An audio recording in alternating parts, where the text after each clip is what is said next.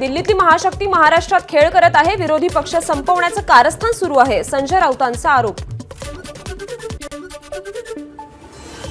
अजित पवार आणि एकनाथ शिंदेंमध्ये भांडणं लावण्याचा भाजपचा प्रयत्न, भाजप कसं आहे ते आता त्यांना कळेल, संजय राऊतांचं वक्तव्य. पंतप्रधानच असे सिनेमे काढतात आणि बघतात, आम्हालाही सिनेमे पाहायला बोलवा, आम्हीही विश्लेषण करू. मोदींनी काल द साबरमती रिपोर्ट चित्रपट पाहिल्यावरून संजय राऊतांची टीका. एकनाथ शिंदेंच्या भेटीनंतर गिरीश महाजनांनी सागर बंगल्यावर घेतली फडणवीसांची भेट.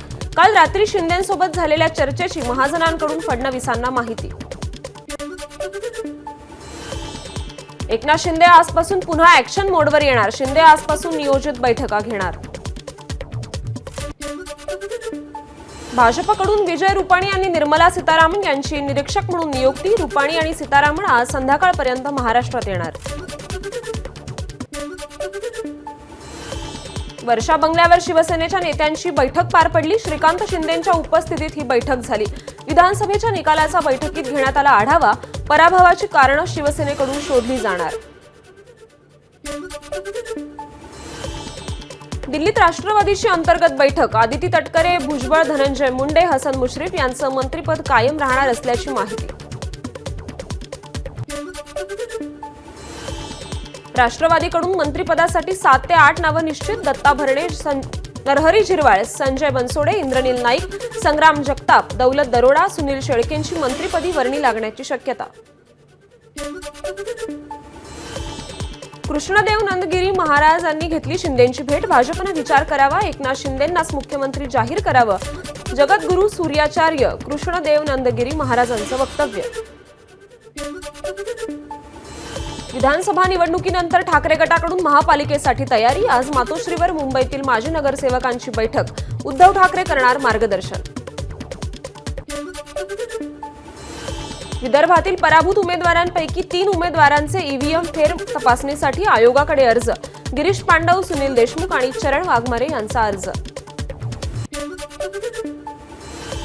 सत्ता स्थापनेआधीच नाशिकमध्ये पालकमंत्री पदावरून बॅनरबाजी. बॅनरवर भुजबळांचा भावी पालकमंत्री असा उल्लेख. भाजप, शिंदे गट आणि अजित पवारांच्या राष्ट्रवादीकडूनही नाशिकच्या पालकमंत्री पदावर दावा.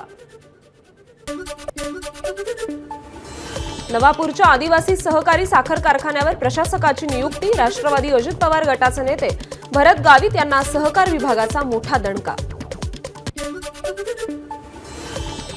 वेतनवाढीसाठी आणि त्रिपक्षीय समिती स्थापन करण्याच्या मागणीसाठी साखर कामगारांकडून संपाचा इशारा.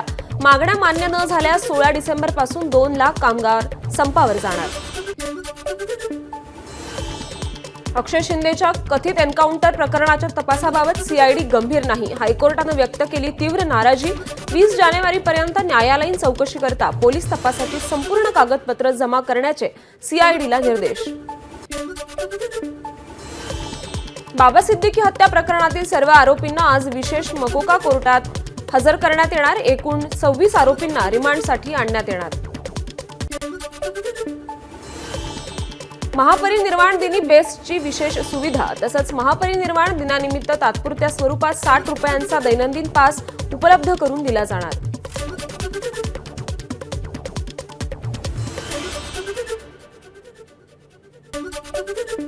महापरिनिर्वाण दिनानिमित्त बेस्टकडून चैत्यभूमीसाठी विशेष सेवा. 4 ते 7 डिसेंबरपर्यंत दादर रेल्वे स्थानकातून दर 15 मिनिटांनी बसच्या फेऱ्या.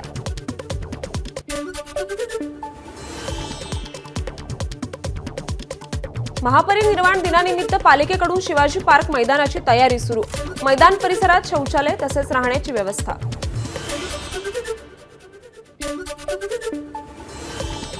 चौदा डिसेंबर पासून सारंगखेड्यात चेतक फेस्टिवल. 14 डिसेंबर ते 29 डिसेंबर पर्यंत रंगणार अश्वशर्यती. तुळजापूरच्या अणदूरमधील खंडोबाच्या यात्रेला सुरुवात. राज्यभरातील भाविक खंडोबाच्या दर्शनासाठी दाखल. जेजुरी गडावर खंडोबाच्या चंपाषष्ठी उत्सवाला सुरुवात. उत्सवानिमित्त जेजुरी गडाला आकर्षक विद्युत रोषणाई. शेतजमिनीच्या मोजणीसाठीचा खर्च वाढला. 2 हेक्टर शेतजमिनीच्या मोजणीसाठी लागणारा 1000 रुपयांचा दर आता 2000 रुपयांवर. नवीन दर जाहीर झाल्यानं शेतकऱ्यांमध्ये चिंता. एबीपी माझा, उघडा डोळे बघा नीट.